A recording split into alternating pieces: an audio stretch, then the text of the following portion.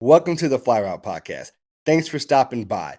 If you enjoyed this video, make sure to drop a like and subscribe so you don't miss any of our content. And I got to talk to you about my sponsors, Pick'em Wars.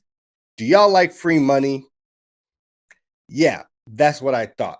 Check out Pick'em Wars using the link in the description of this video, pick'emwars.com/fly. It's free to play. You pick the winners of the NFL and college football games. The players with the most correct picks win cash prizes each week. It's that easy. The pick is yours. Pick'em Wars. All right, now that brings us into our Fly 5 picks for this week, and I'm excited to give you all these.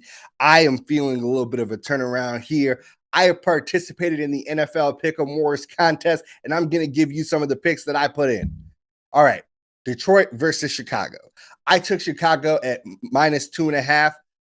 That is odds from Pick'em Wars. Look, I understand that Chicago is in a panic right now, and that last week looked terrible, while the Lions have looked competitive in each of their games all season long. I get it. We took 9 sacks on 20 pass plays. It was even worse than I could have imagined. And I told you all to be afraid for Justin because of how good Cleveland's pass rush was. Look, and I get that. You've heard it all already. The game plan was terrible. Nagy, I want you to know, is historically poor at making adjustments for an offense. We saw that with Mitch Trubisky. But things will not be that bad 2 weeks in a row. I think that Justin Fields will still start, even though Nagy has been very, very, very elusive about who the starter is going to be. I feel that he is going to be used better, but most importantly, Detroit's pass rush is not half of what the Cleveland Browns pass rush is. So the repeat is a non-starter, 100% unlikely. Chicago's defense has played up to his moniker this year, being the monsters of Midway, and I expect them to look much more like they did against the Bengals than they did against Cleveland or the Rams, who are both top 10 offenses individually. Actually, top 5 if we're talking about the Rams. And the Lions scored less points per game than the Bengals, are less explosive than the Bengals, and Desai has had them boys in Chicago third in the league in sacks with 11. And that's only one behind Cleveland, and we gave them 9 last week. For now, take a breath. Things are not as bad as they seem in Chicago. It's way too early in the season to panic. The Bears-Lions game is pivotal, and I am taking the Bears -2.5.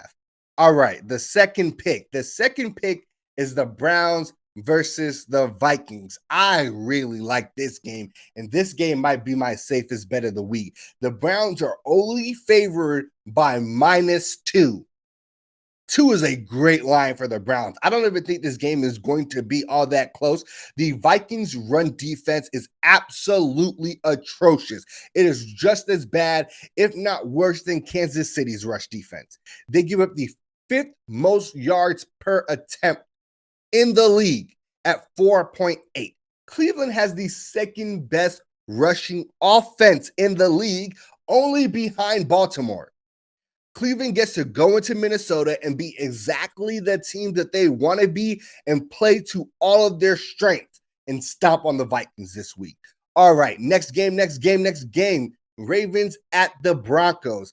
I like this one. Ravens 1.5. I can keep this one quick. If you listen to last week's episode, I think the Broncos are a little bit of fool's gold.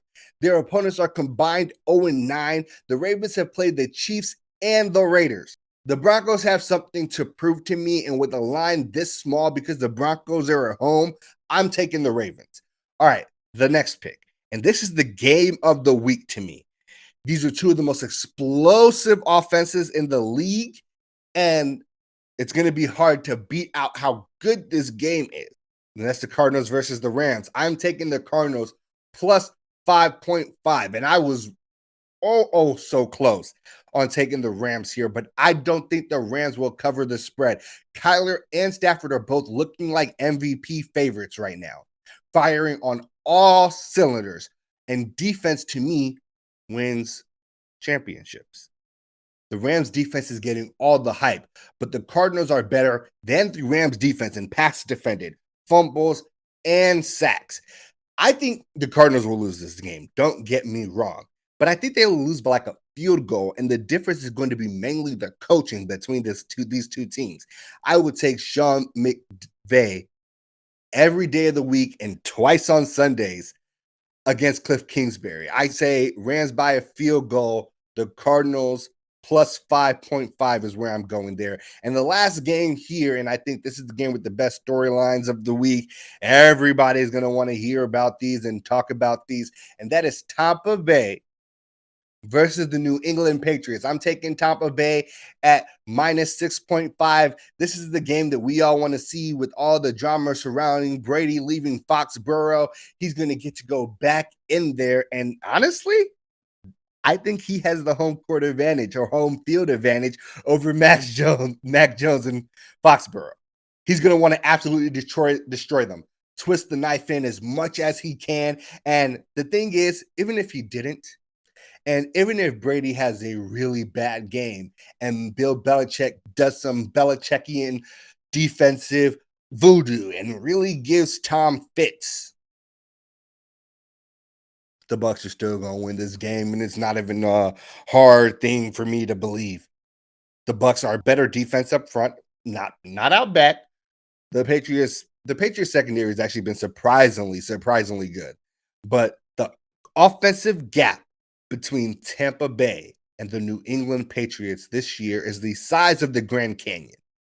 And that's why I'm confident taking this line, Tampa Bay minus 6.5. Those were my 5 fly picks.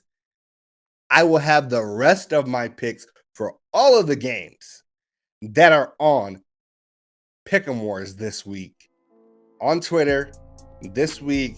Make sure you follow at the Fly Route Pod so you do not miss them and you can ride along to some of that free cash.